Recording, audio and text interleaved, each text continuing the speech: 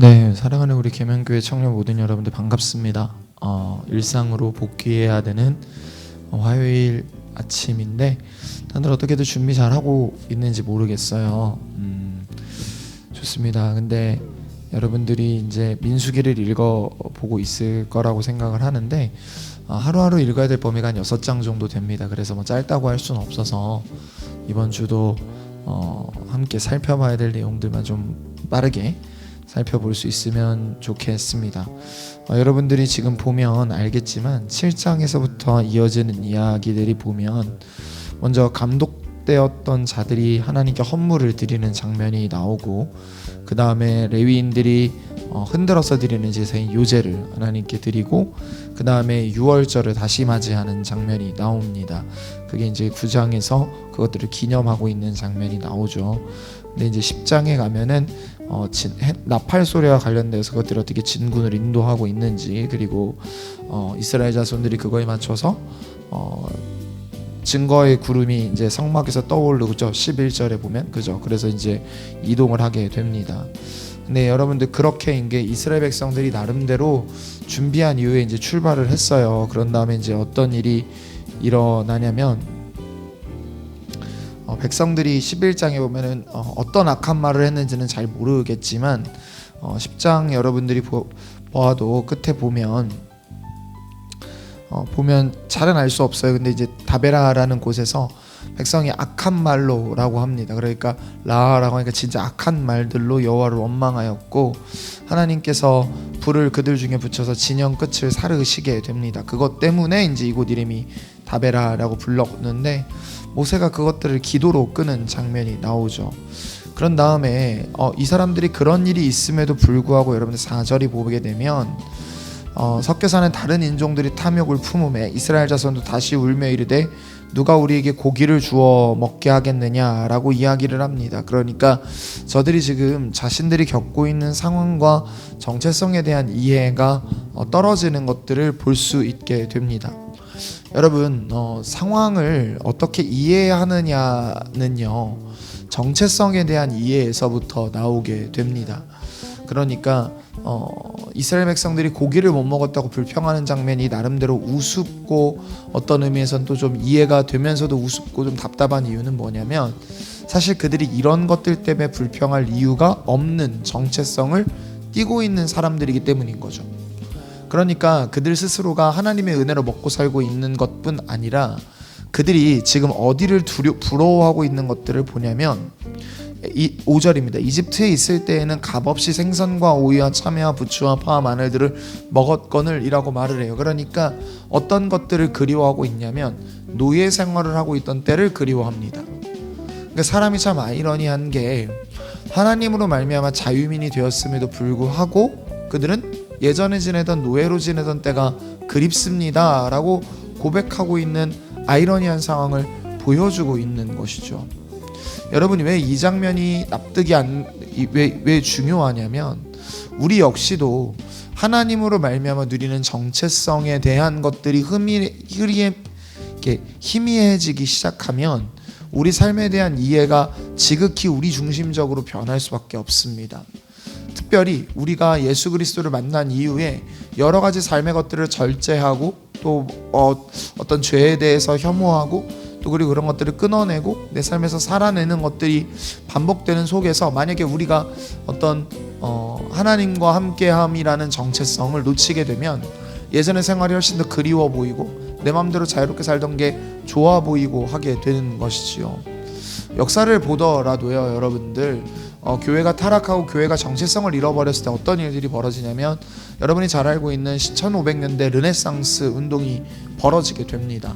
여러분 르네상스라는 운동이 어떤 거냐면 고대 인문주의로 돌아가자 이거거든요. 그러니까 어떤 거냐면 고대 인문주의는 교회가 우리에게 알려주는 생각과 우리를 정의하던 정체성에서 벗어나 인간이 자유롭게 사유하고 사고하고 서로 질문하며 진리를 찾던, 그러니까 진리가 정해져 있는 게 아니라 진리를 찾고 탐구하던 그 인간이 자유로웠던 시절로 돌아갑시다라고 얘기하고 있는 겁니다.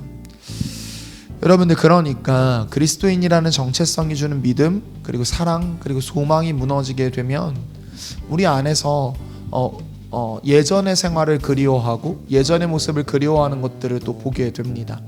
오늘 말씀은 어떤 의미에서 끝없는 불평의 현장이라고 11장을 저는 보고 싶어요. 11장을 보고 있는데 여러분 11장이 그렇게 되게 되자 백성들이 불평하자 누가 그 다음에 원망을 쏟아내냐면 모세가 11절에 쏟아냅니다. 여호와께 여짜오되 어찌하여 주께서 종을 괴롭게 하시나이까 은혜를 얻는다고 하지 않았습니까? 내가 이 백성을 낳았습니까? 뭐 이렇게 따져 묻게 되는 것이죠. 그러니까 모세도 지금 뭐가 흔들리고 있냐면 하나님이 허락하신 정체성이 흔들리고 있는 거죠. 이스라엘의 리더라는 정체성이 흔들리고 있는 겁니다.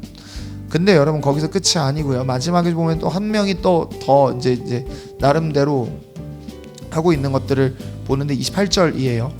상황을 좀 설명하기 전에 먼저 눈으로 보시면 택한 자 중 한 사람 곧 모세를 섬기는 눈의 아들 여호수아가 말하되 내 주 모세여 그들을 말리소서. 이게 어떤 상황이냐면 모세가 여호와께 하나님 저희에게 좀 응답하여 주십시오 라고 요청을 하게 되고 하나님께서 70의 여인들의 장로들을 불러 모으라고 얘기를 하시고 그 다음에 거기서 강림하여서 내가 말하고 그들에게 성령 충만을 주겠다라고 얘기를 하십니다. 그래서 70인 장로들을 24절에 보면 모아서 세우고 여호와의 구름이 강림하시고 여호와의 영이 거기 임하세요. 그런데 엘닷이라고 하는 자와 메닷이라는 사람 두 사람이 장막을 떠나지 않고 진영에 머물러 있습니다. 이 일을 이제 그런데 거기서 성령 충만하여서 막 예언하고 막 그러고 있는 거예요. 그러니까 진중 안에서 그런 일이 벌어지니까 지금 어떤 사람이 달려서 모세한테 이 말을 하고 여호수아는 말리라고 합니다. 여호수아가 말리라고 하는 표면적 이유는 뭐냐면 생각해 보세요.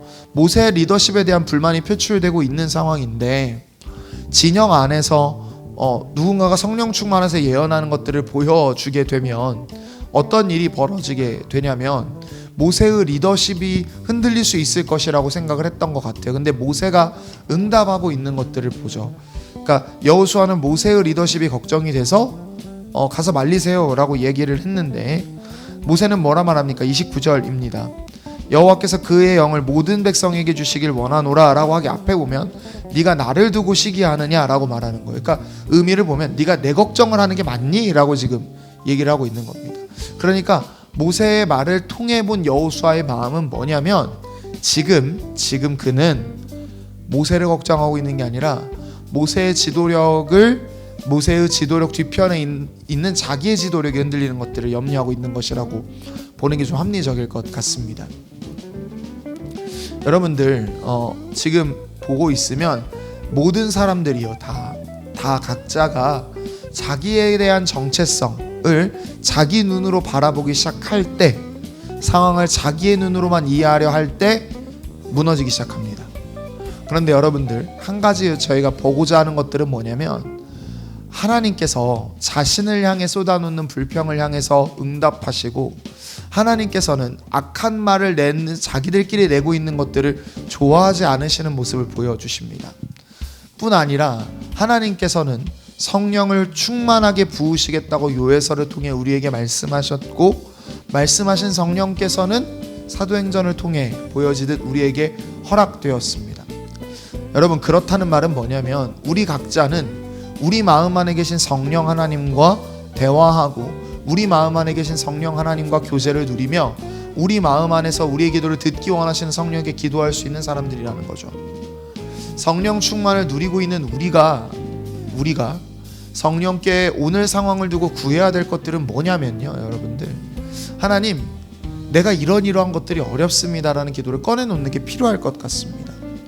여러분 우리네 상황을 잘 보시죠. 우리의 상황을 보면 하나님 앞에서 모세가 지쳐 있는 것처럼 이스라엘 백성들이 염려하는 것처럼 또 불평하는 것처럼 악한 말을 쏟아냈던 것처럼 또 여호수아마저도 자신의 미래 때문에 모세 앞에 가서 일종의 불평과 해결해달라고 요구하는 것처럼 우리 마음 안에도 우리의 상황들을 우리의 눈으로 보면서 생기는 원망과 불평들이 왜 없겠어요. 그런데 약속하신 성령을 우리에게 허락하신 주님 앞에 우리가 나아가서 구해야 될 것은 무엇이냐면 하나님 제 이런 상황들이 솔직히 버겁습니다. 은혜 베풀어 주시옵소서라는 기도로 나아갈 수 있어야 될 줄로 믿습니다. 그러니까 여러분들 정리를 해보면 오늘 70여 장로들에게 성령을 부으신 하나님께서 하나님의 영을 충만하게 하신 하나님께서 차후에 요엘서를 통해서 어떻게 말씀하시냐면 내가 나의 영을 모든 백성에게 부으겠다 하셨고 성령 하나님 그 일이 예수 그리스도께서 성령을 보내심으로 사도행전 2장에서 나타났고 고린도전서에 보게 되면은 이제 우리 마음을 성령이 머무는 집이라고 표현하고 있잖아요. 이 모든 일련의 역사들, 성령 충만의 역사들을 볼 때 우리가 할 수 있는 기도는 여러분 놀라운 특권이라고 생각을 합니다. 여러분 그러니까 우리 마음 안에 내재하시고 계시는 성령 하나님의 힘을 덧입어 기도의 자리로 나아가고요. 여러분의 상황을 하나님께 고백하십시오. 하나님, 모세가 했던 기도들, 모세가 했던 말들이 저는 우리에게도 필요한 삶을 살고 있다고 생각하고 그렇다면 하나님께서 우리 삶 위에 응답하실 수 있게 응답하시기 원하는 하나님께 기도하며 나아간 우리가 되었으면 합니다. 저는 하나님께서 우리의 기도를 듣기 원한다고 생각합니다. 네, 하나님께서는 야고보서를 통해서도 말씀하시지만 하나님은 우리의 기도에 응답하시기 원하는 하나님이십니다. 그러니 여러분의 삶의 문제를 두고 하나님께 기도하며 나아가고 그래서 성령 충만함을 누리는 누가복음이 말하는 그 기도하는 자들이 누리는 특권인 성령 충만을 누리는 여러분 모두가 될 수 있기를 주님의 이름으로 축복합니다. 기도할까요? 하나님, 민수기 11장을 바라봅니다. 그리고 민수기 11장에서 끝없이 불평하고 원망을 쏟아내고 있는 주의 백성들의 모습을 봅니다. 모세의 모습과 여호수아의 모습도 봅니다. 우리의 상황 속에서 우리가 불평과 불만을 쏟아낼 수밖에 없는 여러 상황과 환경에 처해 있다 할지라도 여호와여, 우리가 불평과 불만이 아니라 하나님을 가까이 함으로 나아갈 줄 아는 주의 백성들 되도록 도우소서. 아버지께서 그렇게 함께 하시고 인도하시고 역사해 주실 것들을 믿고 감사드리며 우리가 하나님께 그렇게 기도할 때 하나님이 우리 위에 반응하심을 경험하는 우리 모두 되도록 인도하소서. 아버지께서 우리 위에 그렇게 일하여 주실 것을 믿고 감사드리며 예수님의 이름으로 기도했습니다. 아멘.